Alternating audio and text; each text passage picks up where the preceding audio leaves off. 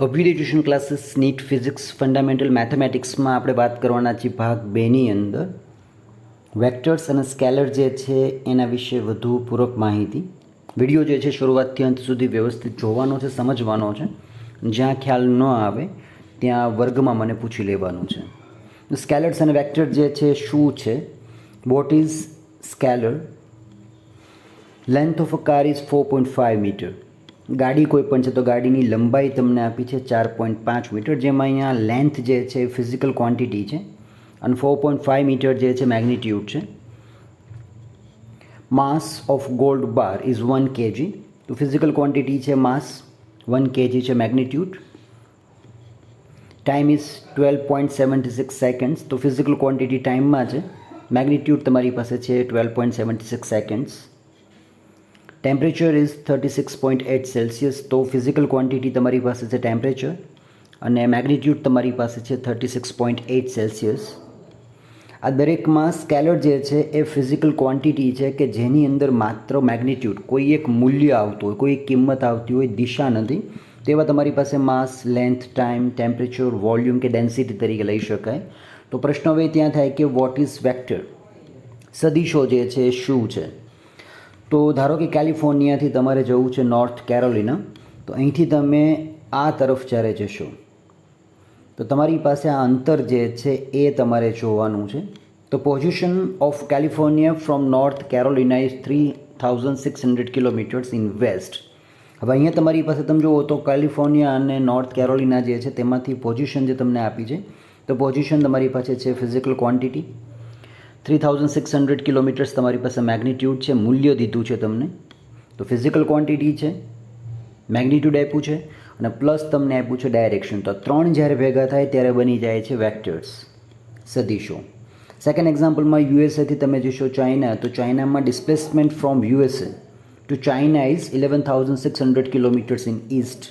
તો ડિસ્પ્લેસમેન્ટ જે છે ફિઝિકલ ક્વોન્ટિટી છે, 11,600 કિલોમીટર્સ મેગ્નિટ્યુડ.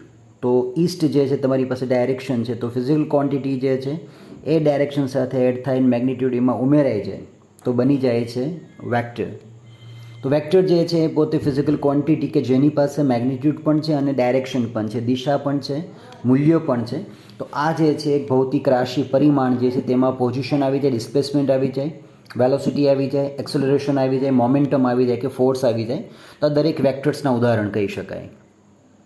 સામે તમારી પાસે પ્રશ્ન એવો આવે કે રિપ્રેઝન્ટેશન ઓફ વેક્ટર જે છે સદિશોનું જે નિર્દેશન કરવાનું છે તેને કેવી રીતે દર્શાવવા.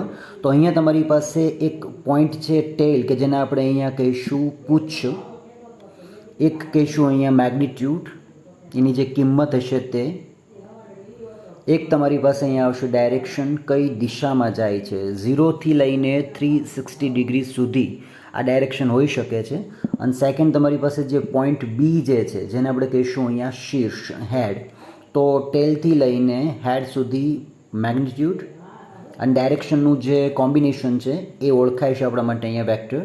તો સિમ્બોલિકલી જે છે રિપ્રેઝન્ટેશન તમે અહીંયા આપશો તો એને એ બી ઉપર એક તીર માર દેશો, જેને આપણે વાંચીશું વેક્ટર એ બી અથવા સદિશ એ બી. તમે એને શોર્ટમાં જે છે એ સિમ્બોલ સાથે એ લખી શકો છો, સ્મોલ સિમ્બોલ સાથે. વેક્ટરના બીજા જો પ્રકાર લઈએ તો અહીંયા આ વેક્ટર છે જેને આપણે એ તરીકે ઓળખીએ અને આપણે બી વેક્ટર તરીકે ઓળખીએ અને આને આપણે ઓળખીએ પી વેક્ટર તરીકે. તો સિંગલ કેપિટલ લેટર્સ જે છે એ તમે તેને આ રીતે લખી શકો છો, જેમાં તમે ઉપર એક માત્ર નાનું તીર મારી દો છો તો તમે તેને તે રીતે બતાવી શકો છો.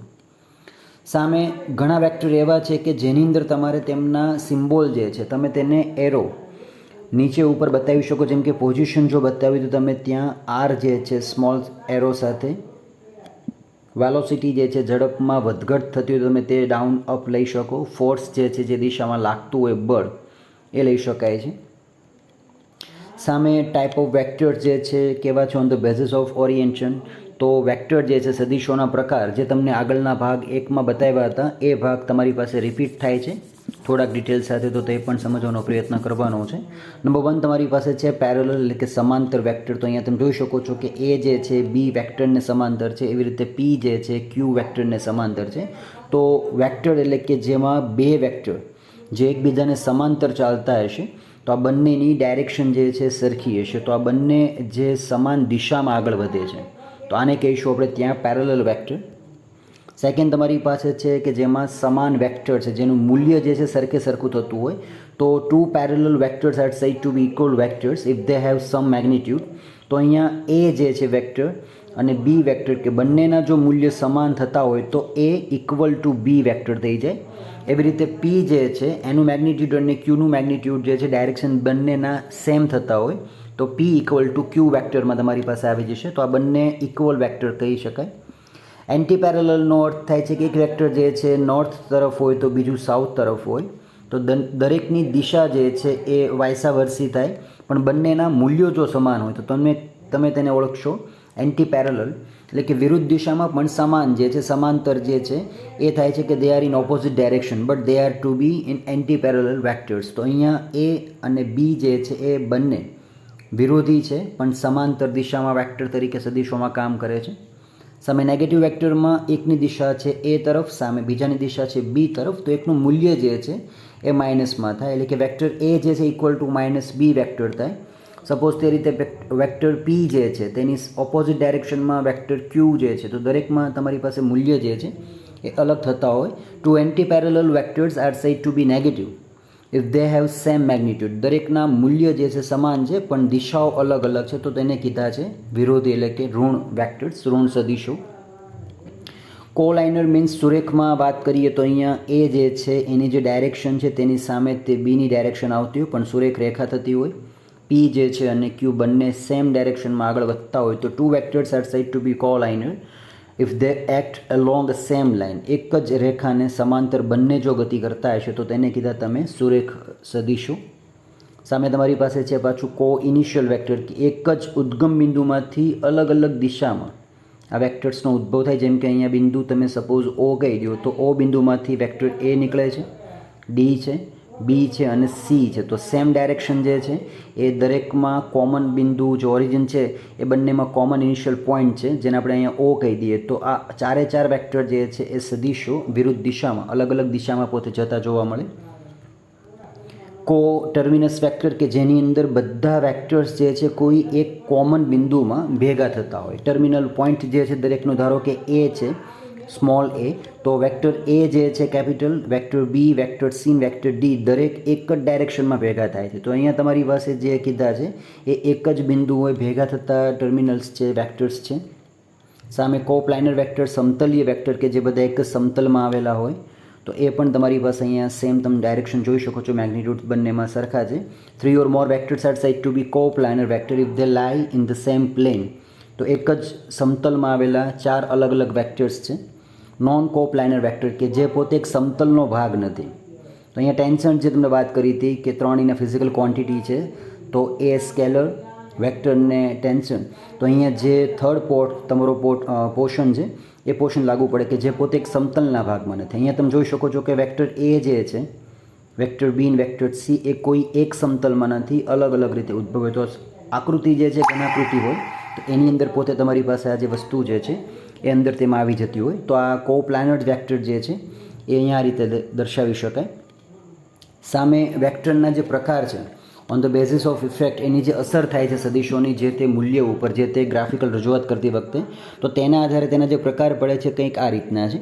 નંબર 1 તમારી પાસે આવે છે પોલર વેક્ટર કે જેની અંદર having straight line effect one cold polar vector. તેવા ડિસ્પ્લેસમેન્ટ છે, વેલોસિટી છે, એક્સલરેશન છે, ફોર્સ છે જે પોતે એક સીધી રેખામાં આગળ વધતા હોય તો એ પોતે ધ્રુવીય સદીશો તરીકે ઓળખાય છે. સામે તમારી પાસે છે એક્સિયલ વેક્ટર કે જે પોતે અક્ષાંશ સદીશો તરીકે લઈએ તો જે પોતે રોટેશનલ ઇફેક્ટ ઊભી કરે તો એને કીધી છે અહીંયા ધ્રુવીય સદીશો, જેમ કે angular moment, angular velocity, angular acceleration અને ટોર્ક. તો દરેક જે છે એ પોતે ધ્રુવીય કક્ષાઓની આસપાસ પોતે સતત વધતા રહેતા હોય છે. તો એ દરેક તમારી પાસે આ શબ્દો જે છે તમે જ્યારે જ્યારે પણ ફિઝિક્સમાં જોશો તો કોણીય વર્તન જે થાય છે, કોણીય વેગ, કોણીય પ્રવેગ, આ દરેકમાં એક્સિયલ વેક્ટર જોવા મળશે. તો વિડીયો જે છે વ્યવસ્થિત શરૂઆતથી અંત સુધી જોવાનો છે, સમજવાનો પ્રયત્ન કરવાનો છે. જે કોઈ સંકલ્પના તમને અહીંયા ખ્યાલ નથી આવી એ ચોક્કસથી મને જણાવશો. પાર્ટ 3ની અંદર તમારી પાસે ડિટેલમાં વધારે આવી વિગતવાર આ ટૉપિક જે છે પાછું ચર્ચવામાં આવશે. તો આગળના જે વિડીયો જે છે એ વિડીયો વ્યવસ્થિત જોઈ લેવા, સમજી લેવા. ત્યારબાદ ટેક્સ્ટ બુકની અંદર તમારી પાસે જે કન્સેપ્ટ તમને આપેલો છે તેને સમજવાનો પ્રયત્ન કરવાનો છે.